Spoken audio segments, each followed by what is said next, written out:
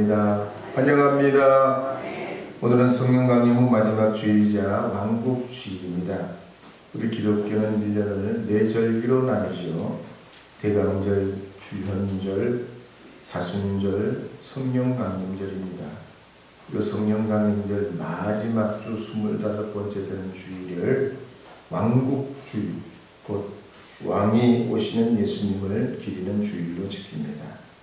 그래서 오늘은 예수님을 왕으로 모셔드리고 주님이 나의 왕 되심을 찬양하고 통치해 주시는 주님을 인정하고 다시 오실 주님을 기리는 마음으로 예배하시기를 바랍니다. 우리 찬송가 38장 불러보겠습니다. 찬송가 38장 예수 우리 왕이요. 예수 우리 왕이요. 38장입니다.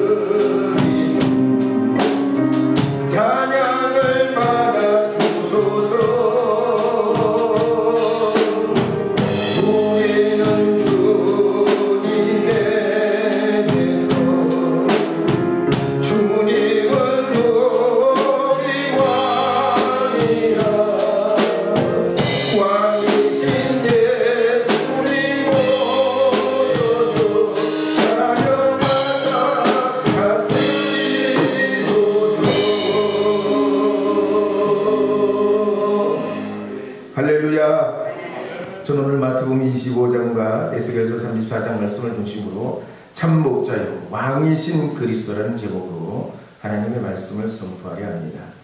인류의 역사를 보면 처음에 사람들은 떠돌이 생활을 하다가 농사를 짓고 정착을 하면서 큰 창고가 필요해졌습니다. 그러면서 자기 부를 과시하는 사람들이 생겨나고 어느 시점이 되자 다른 사람들을 통치하기 시작하게 됐습니다. 그래서 약 5,000년 전에 이집트와 수메르에서 새로운 한 방식이 생겨났는데 딱 한 사람에게 모든 권한을 몰아주고 그들을 왕이라 부르게 됐습니다. 그리고 그들의 역대 왕들은 자기 이름을 돌판에 새기고 업적을 엄청나게 뻥을 튀겨서 나는 이런 일을 했고 저런 일을 했고 이런 공적과 저런 공적을 세웠다. 그리고 나라는 2만 년을 통치했다. 그렇게 석비에 새겨놨습니다.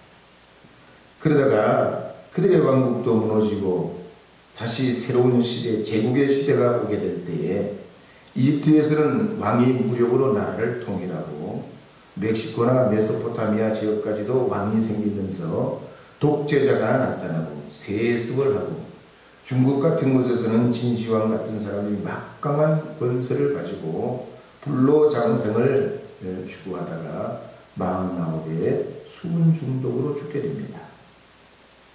그리고 약 500년 전에는 중국의 명나라 장덕제는 국정에는 전혀 취미가 없고 호랑이 사냥이나 하고 여색을 탐하고 또 이 사람의 취미는 부하장수를 자기 대신 정치하게 하고 자기는 전쟁터에 나가 싸움을 하는 겁니다. 시간이 나면 신하들과 장군들 상인 복장을 입게 하고 자기는 평민 복장을 하고 시장을 다니며 물건 사는 시장 놀이를 하고 등불 축제일이 오면은 화약을 엄청나게 쌓아놓고 그걸 터뜨리고 그러다가 한 번은 궁궐 가운데서 그것이 폭발해가지고 궁궐에 불이 붙기도 했습니다.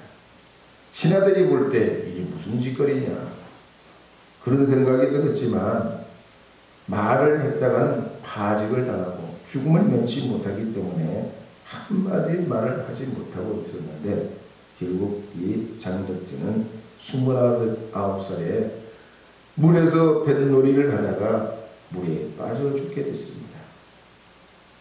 옛날의 왕들만 그런 게 아니죠. 현대 통치자들도 그렇습니다. 가령 투르크메니스탄에 20년을 통치했던 니아조프도 그랬습니다. 종신 대통령이었는데 죽을 때까지 대통령을 해먹는 사람인데 온갖 엽기 행각을 벌입니다. 개 냄새가 싫다고 수도권 안에서는 개를 키우지 못하게 금지를 했습니다. 특수연, 장발남자, 금리빨하는 걸 금지했습니다. TV에 나오는 앵커들은 남자는 절대 화장을 하면 안 된다. 화장 금지를 시키고 오페라나 발레나 서커스를 금지하고 공연 중에는 립싱크, 입만 뻥긋거리고 음악을 틀어놓는 걸 금지하고 결혼식에는 음악을 트는 것도 금지하고 자동차 안에서 라디오를 듣는 것도 금지를 했습니다. 그러면서 사막에 얼음 궁궐을 짓고 거대한 피라미드를 만들고 900억짜리 모스크를 짓고 공무원들은 매년 1년에 한 번씩은 37km 행군을 해야 돼요. 그렇게 하여튼 별의별 회계방직한 일을 하다가 2006년에 66세로 갑자기 세상을 떠납니다. 그래서 1981년에 미국 캘리포니아 수몬이라는 도시에서는 강아지를 시장으로 선출했습니다. 이 강아지가 이름은 보스코 라모스라는 검은색 리틀 리버 잡종견인데 주인이 동네 술집에서 한 번은 싸움을 하다가 화가 나서 자기 개를 시장에 출마를 시켰어요. 시장에 출마를 시켰는데 사람이 인간이 2명이 나오고 개가 1마리 나오는데 이 개가 인간 2명을 이기고 시장으로 선착이 됐습니다. 그리고 10년을 시장을 자리를 지켰는데 지금도 수원에 가면 이 개의 동상이 있고 주민들은 좋은 추억을 가지고 그 개를 생각합니다. 물론 이 개가 시장이 되는 건 너무나 뜻밖의 일이지만 사람들이 그렇게 애써서 뽑아놓은 시장이 그런 시장보다는 이 개가 훨씬 낫다는 겁니다. 가령 어떤 시장은 자살을 하고 어떤 시장은 부패 혐의를 받아 도망을 가고 어떤 시장은 미투 문제로 감옥을 가는데 그런 시장들보다는 낫다는 얘기예요. 그래서 우리 주 창조주 하나님 되신 우리 주님은 세상의 이런 왕들과 통치자들과 권력자들과는 다릅니다. 우리 주님께서는 죽음을 통하여 목숨 버리기까지 우리를 사랑하시고 우리에게 오신 주님이신 줄 믿으시기 바랍니다. 뿐만 아닙니다. 우리 하나님은 군림하신 분이 아니시죠. 우리를 주의 백성으로 삼을 때 끝까지 구원하시고 구원하시되 끝까지 사랑하시고 악으로부터 보호하시고 지켜내시는 분이십니다. 그래서 신명기 32장 10절에 보면 이렇게 기록합니다. 신명기 32장 10절 함께 읽어보겠습니다. 여호와께서 그를 황무지에서 짐승이 부르짖는 광야에서 만나시고 호위하시니 보호하시니 자기의 눈동자같이 지키셨구나. 시편 5편 11절도 읽어보겠습니다. 그러나 주께 피하는 사람들은 다 기뻐하며 주의 보호로 말미암아 영원히 기뻐 외치고 주의 이름을 사랑하는 사람은 주를 즐거워하리라. 유다서 1장 24절 25절을 읽어보겠습니다. 능히 너희를 보호하사 거침이 없게 하시고 너희로 그 영광 앞에 흠이 없이 기쁨으로 서게 하시니 곧 우리 구주 홀로 하나이신 하나님께 우리 주 예수 그리스도로 말미암아 영광과 위엄과 권력과 권세가 영원전부터 이제와 영원토록 있을지어다. 아멘. 할렐루야. 그러면 우리의 왕이신 예수님, 왕이신 우리 하나님 과연 어떤 분이실까? 에스겔서 34장 11절 12절 말씀에 보면 주님은 참 목자 되시어서 우리를 찾고 찾으시는 분이시라 기록합니다. 에스겔서 34장 11절 12절 말씀 읽어보도록 하겠습니다. 함께 읽겠습니다. 주 여호와께서 이같이 말씀하셨느니라. 나 곧 내가 내 양을 찾고 찾되 목자가 양 가운데 있는 날에 양이 흩어졌으니 그때를 찾는 것 같이 내가 내 양을 찾아서 그리고 캄캄한 날에 그 흩어진 모든 곳에서 그것들을 건져낼지라. 주님은 우리를 찾고 찾으시는 분이라고 그랬는데 우리말로 보면 이 찾고 찾는 말이 똑같은 말이 두 번 반복되지만 히브리 말로 히브리 성경에 보면 그 의미가 다릅니다. 먼저 찾는다는 말은 다라시라는 말인데요. 양이 풀을 뜯어먹고 들판을 다닐 때 목자가 이 양에게 자유롭게 마음대로 활보하며 풀을 뜯어먹을 수 있도록 방목해 주는 것이 양에게는 너무나 좋고 고마운 일입니다. 그런데 이 양의 마음과는 달리 목자의 심정은 또 다른 겁니다.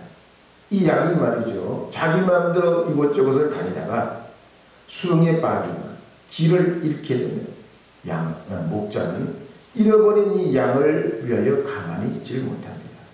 찾아 나서고 그 양을 찾기까지 찾는 거예요. 우리 하나님도 이와 같으시다는 거지요. 우리가 세상 중에 길을 잃고 방황할 때 찾도록 찾으십니다. 하나님께서는 우리에게 무한한 자유를 주시고 우리가 인생을 경영하며 세상을 활보하며 살도록 허락하셨지만 우리에게 허락된 무한한 이 자유를 얻고도 때로는 길 잃은 양처럼 수렁에 빠진 양처럼 길 잃어버린 양처럼 방황하고 고난의 길로 접어들 때 주님은 왕 되신 주님은 우리를 찾아와 주신다는 얘기입니다. 그래서 주님은 우리를 찾으시는 주님, 찾고 찾으시게 할 때 찾는다는 우리를 찾아와 주시는 하나님이시라는 얘기예요. 두 번째로 찾는다는 말은 닦아라는 말인데요. 목자가 양을 언제 찾냐? 양이 필요할 때 찾습니다. 가령 양을 제물로 쓰기 위해 찾을 경우도 있고 양이 이제 봄철이 돼가지고 양털을 깎아야 될 때 그 양을 찾기도 합니다. 그리고 이 양이 우리에서 무리들과 함께 지내다가 다치거나 혹은 상처를 입으면 이 양을 치료하기 위해서 목자는 양을 찾게 되는 것입니다. 곧 목자가 목적이 있고 필요로 할 때 양을 찾는다. 찾고 찾되 할 때 두 번째 찾대가 바로 목적이 있어서 양을 찾는 걸 말해요. 그래서 구약 성경에도 보면 목자이신 주님께서 찾고 찾으시는 한 사람에 대해서 말씀하고 있습니다. 그가 누구냐면 바로 하나님 마음에 합한 다윗입니다. 가령 사무엘상 6장에 보면 다윗은 일찍이 성전에 대한 남다른 마음이 있었습니다. 어떻게 하면 하나님의 법궤를 모셔드릴까? 하나님의 승리의 상징인 이 법궤를 찾아낼까? 그런 열정과 사랑이 이 다윗에게 있었습니다. 그런데 당시 백성들은 그렇지 못했죠. 대체로 하나님을 왕의 왕으로 생각하지를 않고 여러 신들 중에 한 분이라 생각했습니다. 필요하면 하나님을 찾고 필요치 않으면 하나님을 버리는 도구처럼 생각했습니다.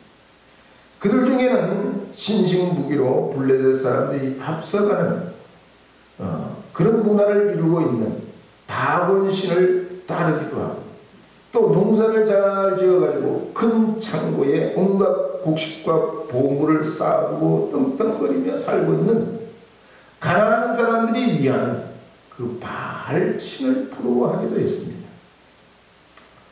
그래서 광야의 상징이요 가나안 정복의 상징인 이 하나님의 법궤에 대해서는 어디에 있든지 어떻게 되든지 애정도 관심도 없었습니다. 그러나 이 다윗은 그렇지 않았죠. 그는 어릴 적부터 섬기오던 하나님을 사랑했습니다. 천하의 골리앗을 물맷돌로 물리칠 수 있게 지혜와 힘과 용기를 주신 분도 하나님이시고, 사울왕이 9번이나 죽이려 할 때 그때 피할 길을 내신 분도 하나님이시고, 자신이 어린 시절부터 목동으로 있었을 때 연약한 가난한 집에 막내로 태어나서 살았지만 이스라엘의 왕으로 삼아주신 분도 하나님이시기에, 누가 뭐라고 해도 하나님은 왕의 왕이요 주의 주요 온 천지 만물을 통치하시는 나의 주 나의 하나님임을 고백하며 의지했습니다. 그럴 때 하나님께서는 이 다윗을 만국 위에 높으시고 그의 뿔을 높이시어 천하에 다윗보다 위대한 왕이 없을 정도로 복을 주시게 됩니다. 오늘 우리도 그렇습니다. 하나님께서 세상에서 우리를 구원하시려 77억 인구 중에 찾으시어 주님의 도구로 준비된 자를 이 시대와 상황을 통해 쓰시길 원하십니다.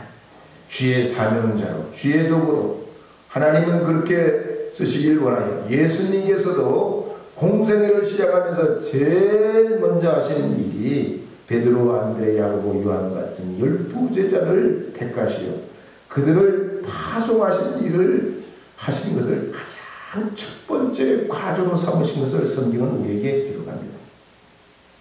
특별히 우리가 살아가는 삶은 우리의 힘으로, 능력으로, 우리의 경제력으로 되지 않습니다. 우리가 살아갈 때 세상에 그냥 일이 되는 법이 없습니다. 부모님이 도와주든지, 친척이 도와주든지, 지인이 도와주든지, 선배가 도와주든지, 아니면 길 가다 만난 우연한 인연이 된 사람이 나를 도와주든지, 누군가의 도움은 있어야 사람이 성공할 수 있습니다. 더욱이 우리 인생 경영과 주의 일은 더욱 그렇습니다.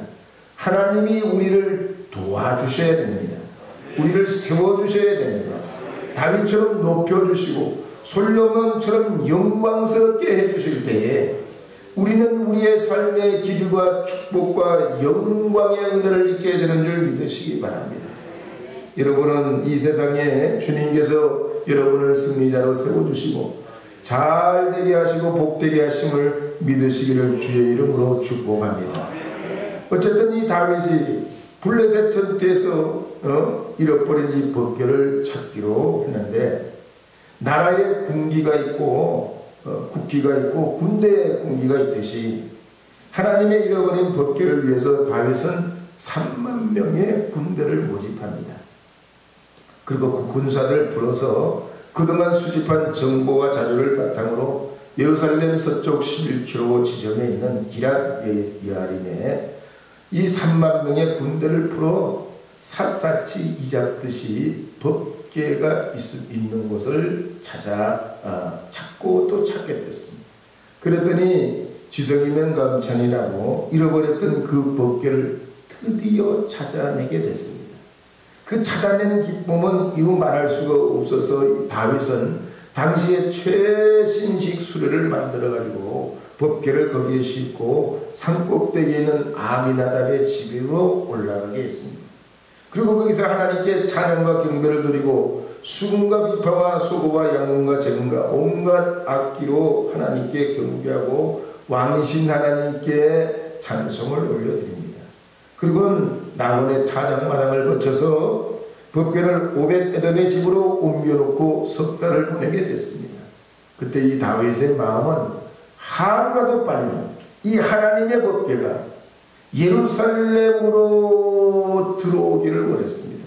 그런데 백성들의 마음이 준비되지 못했습니다. 다윗은 하루속히 이 법궤가 들어오기를 원했지만 백성들의 마음이 하나도 움직이지 않아요. 그들은 생각하기를 광야에 있을 때나 법궤가 필요하지, 지금 전쟁 시도 아니고 평안할 때인데 무슨 법궤가 필요하냐. 법궤가 없이도 우리가 그동안 잘 살고 여기까지 영이 왔잖아요. 그런데 우리가 해결해야 될 일이 한두 가지가 아닌데 지금 하나님의 법궤까지 모셔온다니 그걸 누가 어떻게 유지하고 관리하고 또 보호한다는 거예요. 의견이 각각이고 생각이 달랐습니다. 그런데 이게 웬일이에요? 하나님의 법궤가 오벳에돔의 집에서 석 달 있는 동안 놀라운 일이 일어나게 됩니다. 법궤를 모시고 있던 오벳에돔의 온 집의 사람들과 소유가 하나님의 복을 받게 됐습니다.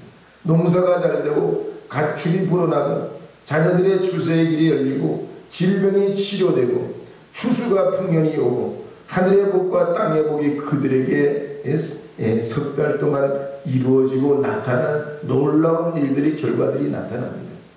그래서 사람들이 이게 도대체 어떻게 된 일이냐, 무슨 조화냐, 우연이냐 필연이냐, 뭐 때문에 이러냐, 똑똑한 사람, 지혜로운 사람들이 이걸 아무리 분석해도 설명할 길이 없고 단 한 가지, 오벳에돔의 집에 하나님의 법궤가 들어오면서 그 집안이 복을 받고 그들의 소유가 복을 받게 됐다는 결론을 얻게 됩니다. 그때 이 다윗은 큰 힘을 얻어 하나님의 법궤에 모셔오게 되고 정성껏 제사장들을 통해서 법궤를 메고 다윗성으로 가져오게 됩니다. 그리고 드디어 이 법궤가 예루살렘에 들어올 때 얼마나 기쁘고 행복하고 신나고 즐거운지 그 즐거움을 이루 말할 수 없어서 덩실덩실 춤을 추며 하나님의 법궤가 예루살렘 성으로 들어오는 것을 반기고 맞이합니다.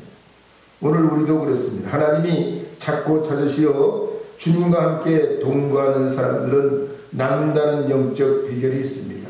다른 사람은 몰라도 하나님이 주신 깨달음의 은혜가 있습니다.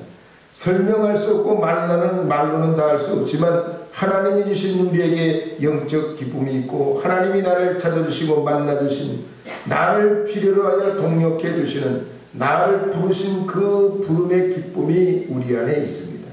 그래서 스스로 고난을 자처하고 짊어지며 소망의 삶을 살아가면서 주님 위에 살겠습니다. 주님과 동행하겠습니다. 주님 의지하며 믿음으로 살겠습니다. 하나님의 은혜로 살겠습니다. 그렇게 결단하며 나가게 되는 줄 믿으시기 바랍니다. 우리 찬송가 38장 한 번 더 부르죠. 38장 예수 우리 왕이요.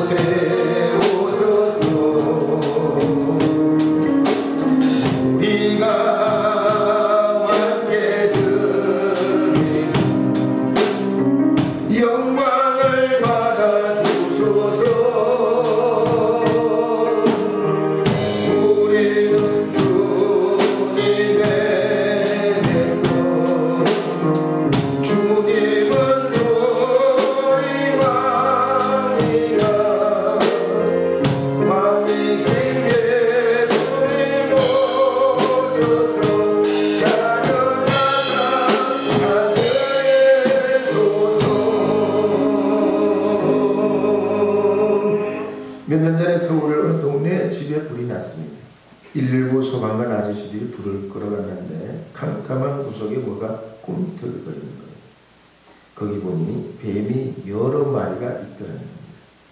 왜냐하면 그 집 주인이 희귀동물을 수집하는 취미를 갖고 있었는데 사람은 빠져나가는데 그 뱀은 그냥 냅둬버리고 간 거예요. 화재가 일어나서 아주 유독가스가 일어나는데 사람 같으면 벌써 질식해서 죽었을 텐데 이 뱀은 극한 상황에서도 죽지 않더라는 겁니다. 뱀만 그런 게 아니죠. 날아다니는 파리도 잘하는 게 있어요. 냄새나는 곳이면 119보다 더 빨리 도착해요. 신앙인들도 그래요. 세상을 살아가는 사람들보다 잘하는 것이 있어야 돼요. 하나님을 지극히 사랑하고 교회를 중심으로 살아가는 것이 우리 그리스도인의 특기예요. 마치 버스가 터미널을 들락거리며 승객을 태워 목적지로 가듯이 비행기가 공항을 통해서 오락가락 하듯이 사람도 교회를 중심으로 하나님 말씀을 중심으로 창조 질서를 중심으로 살아가는 것이 영적 질서요 축복이요 은혜인 줄로 믿으시기 바랍니다. 그래서 우리 삶은 항상 하나님 중심, 말씀 중심, 교회 중심으로 맞춰 살아갈 때에 가정이 잘 되고 복을 받고 영육의 축복을 받으며 평안과 축복이 여러분에게 임하는 줄 믿으시기 바랍니다. 미국의 대선이 끝나고 승자 패자가 나눠지게 됐습니다. 이긴 사람은 승리의 기쁨을 얻었지만 진 사람은 승자를 마시게 됐습니다. 세상은 이처럼 끝과 시작과 끝이 있습니다. 반드시 이 코로나도 끝이 옵니다. 야구도 축구도 배구도 파이널이 있어요. 마지막이 있어요.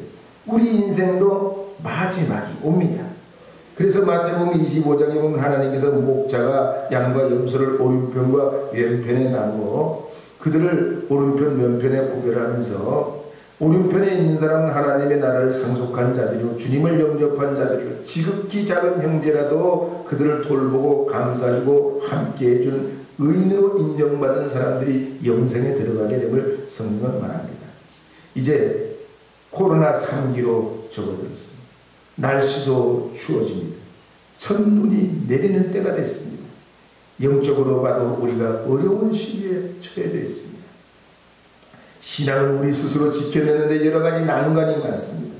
정부에서는 동성애자 성소수자를 보호한다는 인권의 명분으로 하나님의 창조의 질서를 무너뜨리고 비혼 가정도 합법 가정으로 만들어내려 합니다. 어려운 때입니다. 영적으로 봐도 참으로 우리가 목자이신 그리스도를 의지하지 않으면 안 되는 때입니다.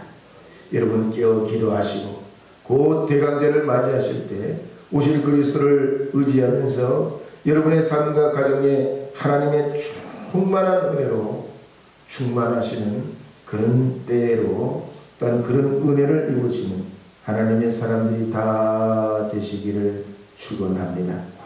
주는 그런 은혜가 있기를 바랍니다.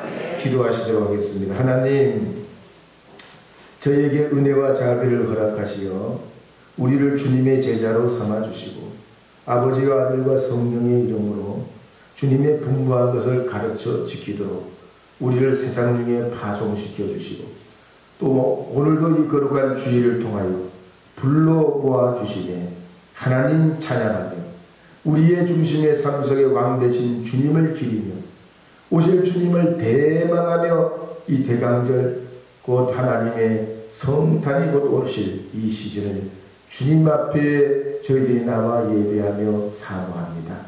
한 분 한 분 위에 삶 속에 주님 함께하여 주셔서 코로나의 위기에서도 하나님 도우시고 역사하시는 위대한 믿음의 사람들로 붙들어 축복해 주옵소서.